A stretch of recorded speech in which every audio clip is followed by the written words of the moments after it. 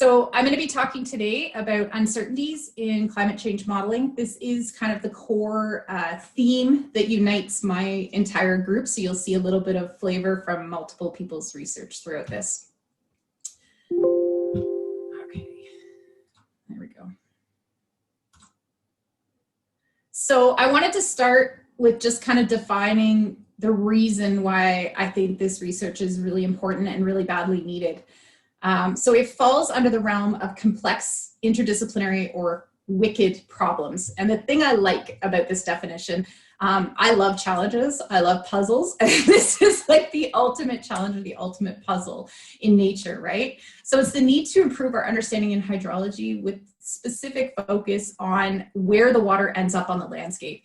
That definition has been around forever, but what sometimes isn't well known or isn't really talked about is the fact that hydrology is highly nonlinear. So it's not really scalable. You can't develop a strong physics-based model that mimics field observations on a small scale and then just scale it up to the continental scale where we need to make these big water resource management and operations decisions. And that's really the hard part because hydrology behaves differently at different scales.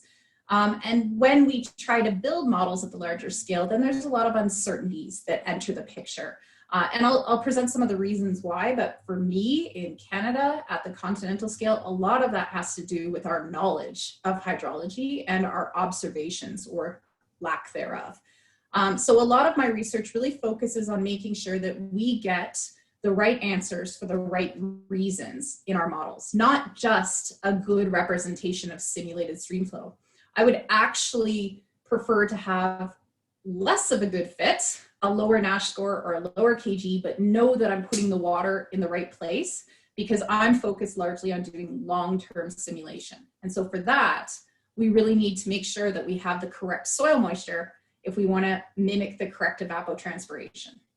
So we need the water in the right place. And this really comes back to Gunter Bloschel's paper, 23 Unsolved Problems for Hydrology.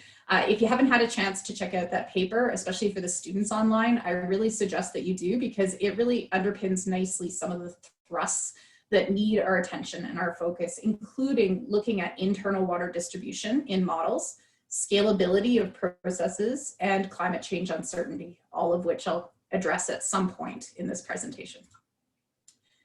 So this is one of my favorite quotes. Kunks should be treated with rigor, unkunks should be treated with care, and skunks should be avoided.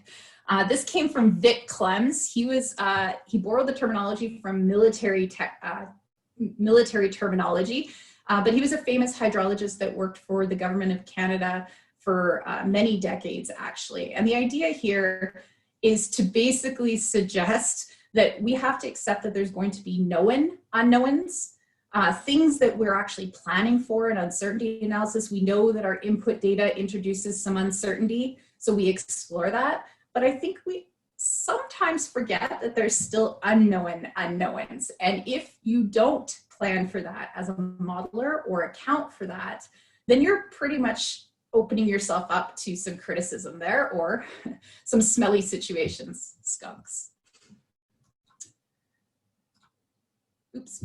Okay, so the thrust of what I'm going to talk about today, I broke it into three main sections. First of all is to introduce you to some of the modeling that we're doing in Canada, particularly looking at climate change.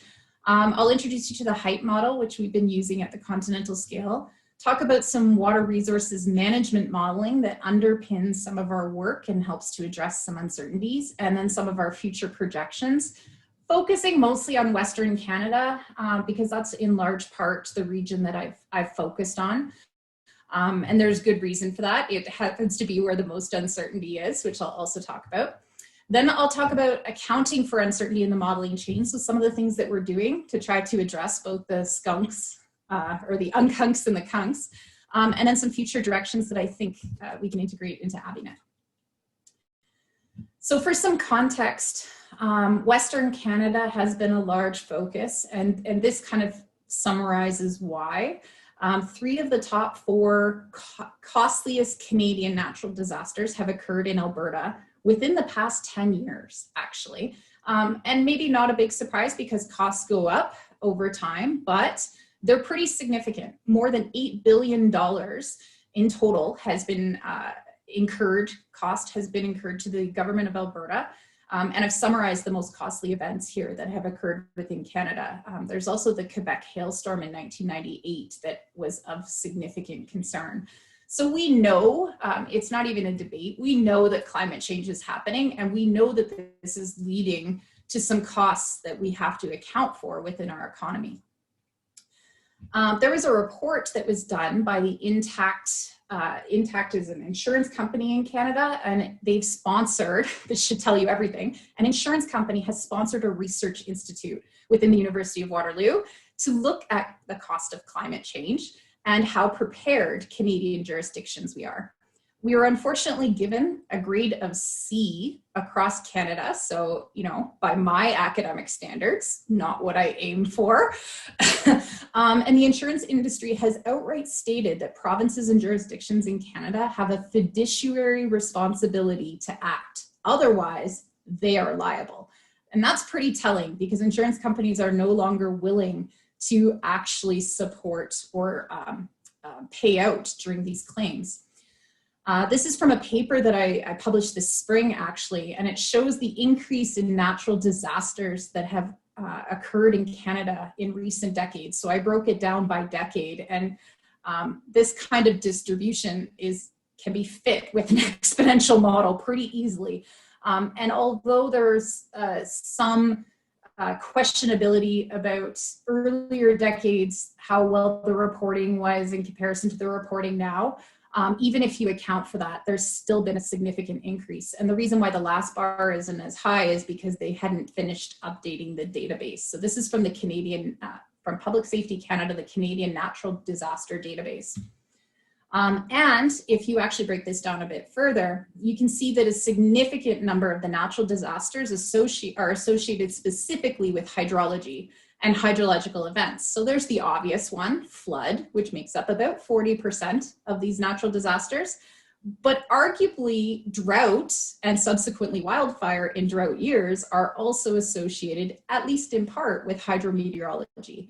And certainly storms. So there's a significant percentage of these events that can be tracked or attributed to how we look at water on the landscape.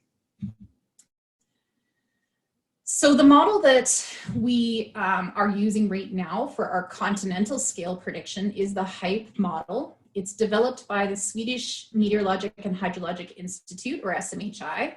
Some of you might already be very familiar with this model. It is used operationally across Europe. It's a semi-distributed sub-basin model. So I call it semi-distributed because it doesn't break the landscape into grids, but it does do fairly small sub-basin units, about 500 square kilometers, which when you're looking at millions of square kilometers is pretty fine resolution. It integrates land cover and soils. Very important for Canada, it has a lot of cold regions processes, right from frozen soils to glaciers. And it also has agriculture, so tile drainage, which is really important, as well as lakes and wetlands. It also has water quality and sediment modules embedded in it, though I personally haven't used those modules. Some developments that my group has been working on, we have an agreement, an open source agreement with SMHI, and we're helping to contribute to the development of the model. We've been improving the frozen soils module. We've also worked on regulation, but currently, we are working on water temperature and river ice forecasting capabilities. And the plan in the future is to actually embed stable water isotopes. We use the isotopes as tracers of hydrological end members or sources.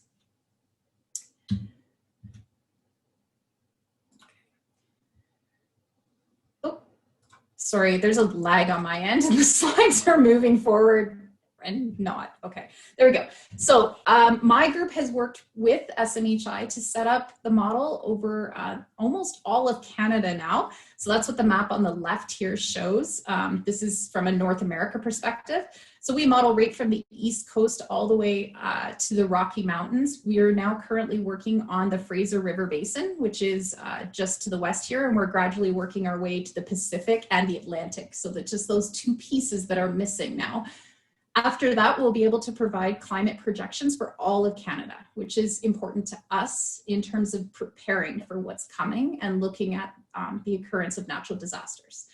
We have also worked on the entire pan-Arctic domain, and that's part of my arm of research that is looking at the uncertainty in the Arctic Ocean and how the Arctic Ocean is responding to climate change and how that in turn is driving or fueling more change. So we look at thermohaline circulation, and we provide the freshwater runoff scenarios into the ocean for the big ocean modeling teams. So lots of work going on. The focus of today's presentation and the bulk of the results that I'm going to show you is going to be on the Nelson-Churchill River Basin. This is a pretty important basin for Canada because it extends across what we call the Palliser Triangle. That's a very fancy way of saying something like the Bermuda Triangle, right? There's a lot of uncertainty across the prairie region. And so this is Alberta, Saskatchewan, and then Manitoba. This is Lake Manitoba, Lake Winnipeg here, and this is Hudson Bay, which is part of the Arctic Ocean system or drainage system in Canada. The Nelson-Churchill extends down into the US. So this is the Red River Basin and Assiniboine River Basin here. And these are the Saskatchewan River Basin headwaters, which is originating at the Athabasca Glacier in the Rocky Mountains. So I used to live about here, and then I moved over to here, but I'm still in the same watershed, just to put it into context, even though I moved about a 14-hour drive and 3 provinces over. So significance of this basin, it's 1.4 million square kilometers of Canada's continental interior. It extends across a very important boreal region and prairie landscape, agricultural heart of Canada, high latitude with permafrost within the basin. It's also highly regulated, which you'll see in a moment. And that includes both agricultural drainage, withdrawals, diversions, flood control, irrigation, and hydropower development. And it is also transboundary, interjurisdictional. And so we have a governing body here between Canada and the US called the IJC, the International Joint Commission, and they regulate how much water is shared across the borders. And so climate change is really calling into question whether the previous agreements that were set about 110 years ago are adequate under today's climates. And so there's a lot of uncertainty to do with that as well. So I mentioned this basin is highly regulated, and this is actually showing the whole Hudson Bay drainage basin actually. So all the waters that drain into Hudson Bay. The Nelson-Churchill is shown in pink on this end here. And you can see that everywhere where there's a dot represents somewhere where humans have altered the natural flow of water. And we've worked over the past 3 years to incorporate regulation at every single one of these nodes within the model, so that we can successfully mimic the amount of water that's making it past those points. And that's really important because the observations we're calibrating the model to naturally have the regulation recorded in the record. So how can you calibrate a model when it hasn't actually incorporated or accounted for all of these kinds of things? And so some of these points are just simple stage discharge weirs. Some of them are actual withdrawals from irrigation. Some of them are reservoirs where we've had to work with the hydropower industry to figure out how those reservoirs are managed and controlled. And some of them are lakes. And most of these do not have observed records. So it's been a long 3 years. Actually, it's been closer to 4 or 5 years actually. But I think that it's really important when you're looking at the uncertainty on the landscape of the water and how it's being managed. And this is just to show that in addition to looking at it within the Nelson-Churchill River Basin, I've been working with another researcher out of the University of Northern British Columbia, and we've extended this approach to all of North America now. I don't know if we're going to go to Europe because this has been about a 10-year endeavor.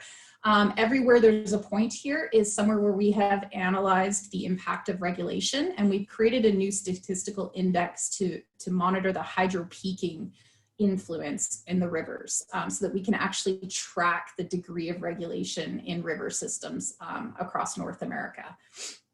And that paper is shown in red. It's actually posted for comment right now with Nature Climate Change. So if you're willing to provide some input, we would love that actually. Anything to help improve the research. So how do we do this? Well, I'm going to present the trickiest part, which is modeling reservoir operations. As I said, we have worked extensively with the hydropower industry in Canada, particularly Western Canada and Quebec. We've looked at multiple operational functions to be embedded that include reservoirs having multiple outlets, so 1 or 2 outlets, because sometimes we get bifurcation reservoirs where the water can actually drain in 2 separate directions depending on how flooded the reservoir is. And those are kind of safety measures that are put into place. And then we define operation zones within the model. So for every single reservoir, there's kind of a target zone, and then there's areas above and below those target zones that have to do with flood zone right here, as well as drought zone. So when you're in drought operations, which they are right now, then you have a very different operating procedure than you do when you're in flood mitigation mode. And so that has to do with the way in which we as humans make the decisions, and that will then influence how much water is released. And of course, the goal of this is that we can look at what's happening in the future, what the impact of those decisions are. And so if there's more frequent flooding, then the reservoir will respond to that. And if there's more frequent drought, the reservoir will respond to that. So that's the advantage of embedding these rules directly in the model. And as you can see, it has a significant influence on how well the model performs. So this is some key nodes that are regulated with reservoirs within the Nelson-Churchill River Basin. And you can see the red line, or the green line, sorry, represents the model before we embedded the regulation, so just the standard height model. And the red one represents the simulated with our operations, reservoir operations model, and the black is the observed outflow from the reservoir. So I'm not going to say it's perfect. We still have some work to do, particularly in figuring out some of these more complex systems like Lake St. Joseph, which flows from one watershed to the other. It's very tricky to manage, but we're making headway and we're certainly seeing some improvement. And the advantage of this model is that it uses only publicly available data and input, so it is accessible for anybody to use, regardless of how remote the location is. And so we're currently working on testing this in Russia right now on some of the large Siberian reservoirs to actually see how well it performs. So moving on to the next phase, which is showing you some of the climate change projections and justifying why we're focusing on Western Canada. What we do know is that there's a lot of work that goes behind the scenes. If you want to see the full body of work, there's one publication that's just been submitted, and then there's also a couple of other publications, the main one being one that I did in 2019. These are just the projections for the 2050s. We go all the way out to 2100 in some cases. This is an ensemble of 19 climate models that was fed through an ensemble of hydrologic models. And what we do know, or the one thing they agree on, is it is getting warmer. It's just a question of how much warmer. And generally speaking, things are getting wetter. There's a huge discrepancy though in terms of how much wetter depending on where you are. So what you can see from the panel on the right here is if you're anywhere in northern Canada, it's definitely getting a lot wetter. And that largely has to do with the fact that the atmosphere is a lot warmer and the seasonality is changing. But if you're over the prairies, this tricky little region that I was talking about, the Palliser Triangle, it is getting wetter, but only by about 5% on average over long periods of time. And so that raises a few questions because it's certainly getting a lot warmer, but only a little bit wetter. And so when we look at the non-linearity that I talked about at the beginning with hydrology, that has a significant impact in terms of the amount of runoff. So what we can see here is when you combine just a little bit wetter with a lot warmer, you actually end up with a scenario where runoff can actually be decreasing. And the main reason for that is hotspots where evapotranspiration is throttling up that much more. So a little bit more moisture, a lot warmer, you increase evapotranspiration. And over regions that are already inflow limited or already have issues with the amount of water availability and are already naturally dry, that creates a multitude of uncertainty. And you can kind of see that represented by this piecemeal diagram here where clearly things are getting wetter, more runoff on the eastern side of Hudson Bay, but on the western side, there's a lot of discrepancy. And for sure it's getting wetter in the north, but this kind of zone of uncertainty extends fairly far north. It is getting wetter up here for sure. Down here, we don't actually know if it's getting wetter or drier, and that presents some considerable challenges for managing water on the landscape. And if you recall from my regulation diagram, it was also the area that is very intensely regulated. So what does that mean for any kind of water resource operator or practitioner? Well, we definitely need to consider the impact of our regulation decisions. And with this diagram here, it's pretty complex, but I'll break it down for you. On the y-axis is your time series. So going from 1981 all the way up to 2070. On the x-axis represents the different months of the year. So we've broken it down into monthly blocks, and the colors represent the amount of discharge. So the orange is higher and the green is less. So you can certainly see the peak flow happening here. And what you can see when we have a regulated model is that there's a more exaggerated peak flow season, and then the shoulder seasons that it drops off. So if you picture your natural average annual hydrograph shape. When we renaturalize the model though, and what this means is taking the regulation rules out of the model and rolling back the land cover as if those reservoirs never existed, or those withdrawals and irrigation tile drainage never existed. We take all of that out of the model and we run it in today's day, as well as the future climate, as if regulation had never been built in the watershed. And what we see is a much more piecemeal, a lot less consistency to the hydrologic cycle and the way in which it responds to climate. And so the moral of this story is that regulation has a significant impact, but not necessarily where you'd expect to see it. It's actually the peak flow season that's the least impacted. The majority of the impact occurs on the shoulder seasons. So during those fall, late fall, and winter flows, which is where you have these critical low flow periods or ecological flow needs. So those are the periods of time that we actually have the most uncertainty. And that's kind of contrary to what we think as hydrologists when we think of it from a flood forecasting point of view. So for climate change, it's those shoulder seasons that matter the most. All right, so dealing with uncertainty in the modeling chain, I think I've presented that there's quite a bit of uncertainty that we need to be aware of. There's certainly large uncertainties in the climate projections, particularly over the prairies. This is showing the headwaters of the Nelson Churchill, the Saskatchewan River basins, the North Saskatchewan and the South Saskatchewan. And this is a time series animation of the average annual runoff, as well as the 19-member ensemble in terms of the coefficient of variability. And down here is the time series of runoff, showing how if we take the different seed values that account for the different uncertainties, typically speaking, we report only the mean, but you can see the spread is actually quite high. And if you're an operations person, that becomes pretty tricky to deal with. And that's what we're really focused on, is how to help operations make sense of this, but still account for it, because we maintain that we need to do that to better understand the risk. So we look at things from input data uncertainty to the model structure or model choice, model parameterization, output uncertainty. There's uncertainty in our observations, particularly in Canada because of ice on versus ice off.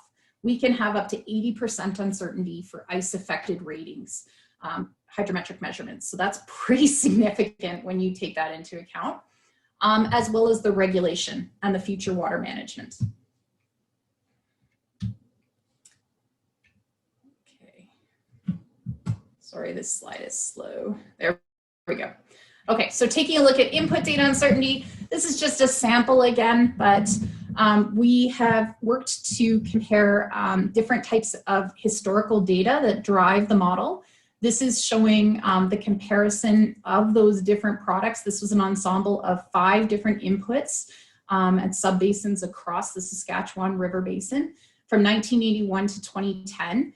And we basically looked at the reliability in terms of the agreement in the model output as a result of changing only the input data. And what you can see here is the spread simply from changing the reanalysis product. And all of these reanalysis products are considered to be used in operations or are currently used in operations in Canada. So they're very reliable products, but there's huge discrepancies, even in terms of what we think we know about the historical climate. So we would then feed that into the hydrologic model and produce an ensemble of outputs that's based solely on varying the inputs. But of course, that's only one source of uncertainty. We also have to consider output data uncertainty. And this map shows you the challenge that we face in Canada. This is from a review done back in 2013, and it shows the percentage of basins within Canada's hydrometric network that meet WMO standards for being reliable in terms of having adequate hydrometric observations. And what you can see is that the majority of Canada does not meet, is either ungauged or undergauged. We don't meet the World Meteorological Organization standards. In fact, greater than 80% of Canada's terrestrial landmass does not meet the World Meteorological Organization standards. The places that do are, of course, focused in the south along the Canada-US border because of the transboundary waters, also because of where the population resides. So there's a need for more hydrologic data, and this doesn't even get at the whole issue or discrepancy between frozen and unfrozen rating curves. Then we also have uncertainty that's added because of human decision-making and regulation. And what this series of plots is actually showing you is what happens when we compound uncertainty. So we take the input uncertainty, that's looking at the red boxes in these box whiskers here. So simply looking at the variation of interannual climate, then you get the red box. If you look at the green, then with the green, we are varying the model structure. So regulated versus not regulated. And so we're adding that uncertainty together. And with the blue, that's the incorporation of all uncertainties, the input, the output, the regulation, and decision-making on the landscape, as well as the climate change uncertainty. And you can see the compounding effect here. It's probably not a big surprise, but of course we treat that differently. And when we report our model observations or simulations, we have to be mindful of this. And I'll talk about that in a few minutes. But the other thing I want to say is this also affects how my team calibrates our models. If we know that our target is the blue box, we're not going to worry about a Nash score of 1 or trying to get above 0.9 because we know that the best we can possibly aim for would be, say, 0.75, and everything after that is meaningless. That's important because then we're not over-tuning the model and we're allowing the model to be more flexible and less rigid on a continental scale. So the question is, does this matter? And I wanted to show you this. This is actually from some of our isotope simulation work where we're really checking processes and making sure we put the water in the right bucket on the landscape. But this shows you the impact that that has. So all of these simulations that were done that are shown here by the ranges and by the dots, which represent the mean of each of the range for the different colors, were all Nash scores above 0.8. So they were statistically the same in terms of overall stream flow, but there was huge variances in terms of where the water ended up on the landscape, in terms of what buckets and what processes. And you can see that for the historic flow duration curves on the left-hand side here, there wasn't really a significant difference in terms of how we parameterized the model. But when we drove that model into the future, then all of a sudden, particularly for the high flows or the higher return periods, there is a significant difference in terms of where that water ended up and what flow you end up with. I don't know about you, but if I'm managing a reservoir, knowing that my max flow for the future is 500 versus almost 1,000, that's a pretty big operating range. And I think that it's very important for us to consider not just overall stream flow simulation accuracy, but where we're putting the water within the model. That's also very important. So in terms of how this impacts operations and how operations can deal with this, I wanted to show this for the students just to highlight that the true risk for society is that when we in engineering coin a design event, historically those are the events that occur over shorter timescales with higher intensity. That's when we were talking about IDF curves, that's really what we're looking at. And this may mean a shift, but it's generally speaking not a shift to the mean. And you can see that here represented, sorry, I can see the animation's kind of screwed up, but that's fine. We can talk about it from the duration curve. It's not a change in the mean. That's where the two simulations kind of cross over, but where we're really impacting things is on the tails of the distribution, the least common events that don't occur very often. And those are also, ironically, the events that we have the least amount of data on, because they don't occur very often in the case of drought. And in the case of flood, typically those events wash out our gauges. So we don't have really a good handle on what a 500-year flood is. Okay. So when we talk about dealing with this uncertainty in operations, our team will aim to produce the uncertainty envelopes for operational decision makers. They don't often have the time to set up multiple inputs for the same hydrologic model or different parameterizations and explore all of that uncertainty. We would hand that over along with a tool that will help them to define risk-based scenarios from those distributions. So we think of it, if you take a time slice, so you pick any month, let's say July, and you cut through here. If you turn your head sideways, you can create a probability distribution function from that. Because of the fact that there's going to be some that are on the tails, least likely or most extreme, either low or high, and those that are more common, which we know to be the expected value or the mean. So for every point in the hydrograph in time, we'll create a probability distribution function that can then be turned into a cumulative distribution function that allows the operators to take a risk-based approach to decision making. So they don't have to decide on their own which scenario is most likely. They can actually look at it in a slice of time or at a certain point of time where they're most interested. So doing this presents its own challenges. For one, if we talk about flood frequency analysis in Canada, I already mentioned that our hydrometric network is generally inadequate to produce the design events that are of interest. Most of our large water operating infrastructure, it has a design life of 100 to 500 years. And our longest record in Canada is about 110 years old. Actually, it might be closer to 130. But anyway, it's not very long. And generally the rule of thumb for doing any kind of flood frequency analysis is you need 2 times the return period. So if you're interested in a 500-year flood, you need 1,000 years of data. We don't have that. Surprise, surprise. And there's lots of uncertainty in the model simulations. So one of the things that my group has worked to do is to develop regionalization procedures where we can determine which gauges belong to a like group in terms of how they respond hydrologically. And we can pool those records to actually extend the period of time. And we've managed to successfully do this for all regions of Canada for greater than a 100-year design life. And we're working on extending that even past a 100-year design life. So we're helping to create data to compare to for these design events.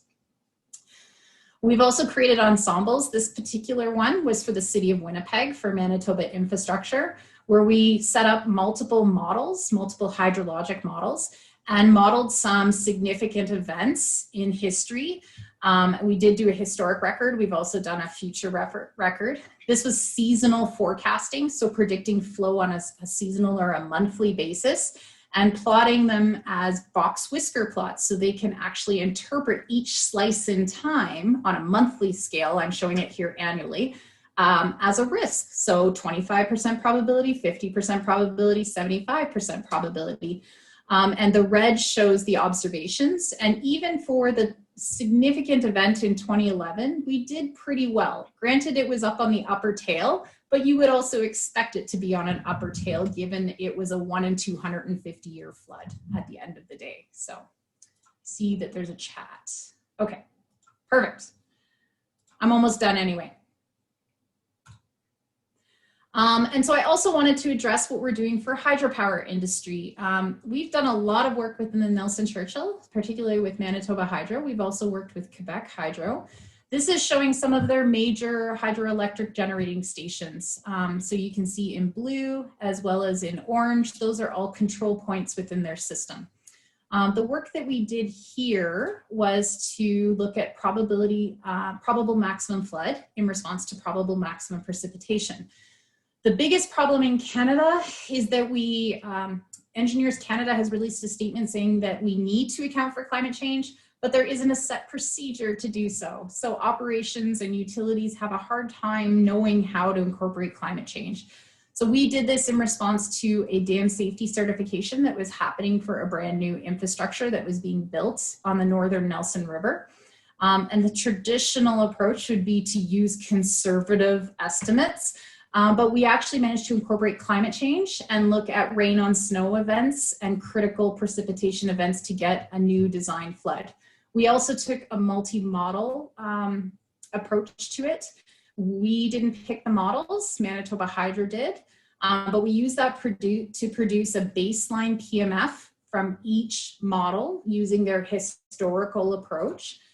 Then we perturbed that using climate scenarios. So we actually looked at climate models and got changes in projected PMF. And then we evaluated that PMP sensitivity for the PMF in terms of each model to produce a minimum, a median, and a maximum output from each model. And what we could see is their SAR model was their traditional approach that they used to use. And there was quite a bit of difference here depending on which model was actually chosen. And so they did end up going with the most extreme because of course we're dealing with a 500-year design life here. You don't want to risk overtopping that. And it's better to over-design than under-design in this particular case. We've also taken that one step further and actually looked at what the impact of these different flow scenario projections within this hydroelectric generating system is on energy production. So what we do know from the graphs on the right-hand side, which are showing the PDFs of the scenarios for flow, is that high flows are becoming more common. So the red line represents the historical peak. And you can see that, generally speaking, there's now a shift to the right of the red line. So there's definitely more high flows. And the question is, how does this impact energy production, particularly in the lower Nelson, where there isn't a lot of reservoirs? And what you can see is that up to a certain threshold, you will generate more power, more water, more volume, more power, more energy. But then you hit a threshold. And at that threshold, it sometimes goes down or at least plateaus. And the reason for that is because you have to spill. Once you exceed your powerhouse capacity, you're now spilling water. Once you do that, the difference between your headwater and your tailwater levels out and there's less of a head drop. So as your tailwater comes up because you're spilling, those two even out, there's less head difference, which means there's less power generated. And so that's kind of a critical threshold within the lower Nelson because after that, their systems are really inadequate and they have to look at expanding their powerhouses or changing the configuration. We've also taken that one step further and looked at the system as a whole in terms of the sum total of all management decisions, not just hydropower, but incorporating everything into an integrated water resource management model. And that's what's shown on the right-hand side. It's a network diagram of every node within a system where a decision has to be made that controls the function of water. And this is showing the Saskatchewan River Basin as a whole. So everything upstream of Manitoba. We incorporate those human decisions, then we add the climate-driven hydrologic response, and then we evaluate the effectiveness of those interjurisdictional rules to see if they're still adequate. We can also add cost benefit of future decisions. So I think I have a video clip embedded here that shows you how we take this from the network diagram to a node to look at the hydrograph over time and the environmental impacts of changing that flow scenario, a decrease or an increase in supply. And we've even got ecological decisions associated with water temperature embedded in this network model to look at how that might affect fish spawning, for instance. And that's just a sample of one of the decisions. So we can evaluate eco-hydrological needs as well as economic needs, as well as hydrologic change, all as a result of climate change. Sorry, I just played again. Okay, so to wrap up here, oh no, the animations are all screwed up. Okay, let me just get it all up here. There we go. The risks to the infrastructure and energy industry that we see, largely this infrastructure has been designed to deal with or protect against spring freshet, that peak flow coming in the spring. What we're seeing now is a shift towards more of the shoulder seasons, increasing in flow, and a more uniform hydrograph throughout the year. Higher winter flows are possible, which means that there's going to be icing in culverts and critical infrastructure, preventing the conveyance of flow. And so this is going to increase the flooding risk in the winter or shoulder seasons. Rain on snow events are becoming more common, which also presents a flooding risk.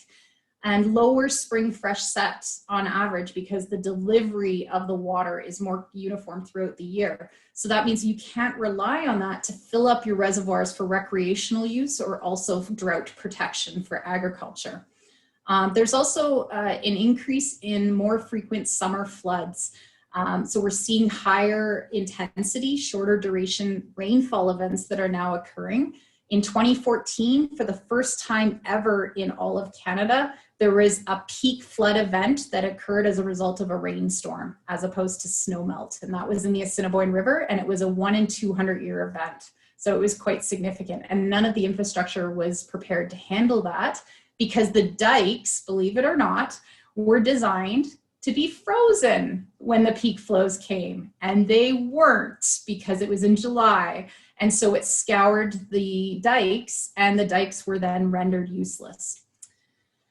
So we also have changing PMP, PMF events. Shift to shorter duration rainfall means less warning time and requiring more accurate forecasting systems, and a general inadequacy of the flow conveyance infrastructure. So I just talked about the dike scenario, but also looking at the increasing lower quantile events in winter and the higher quantile events in summer.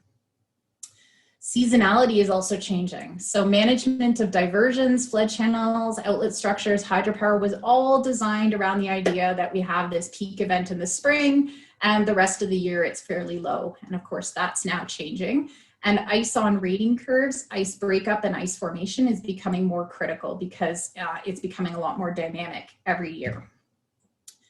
Management of ecological and environmental flow needs. There's difficulty maintaining these low flow requirements because of this rapid swing from flood to drought, and the impact on water quality and things like fish spawning because of temperature, and increasing long-term drought risks. So the prairies are right now in approximately a 1 in 150 year to 1 in 200 year drought currently. So this is becoming more common.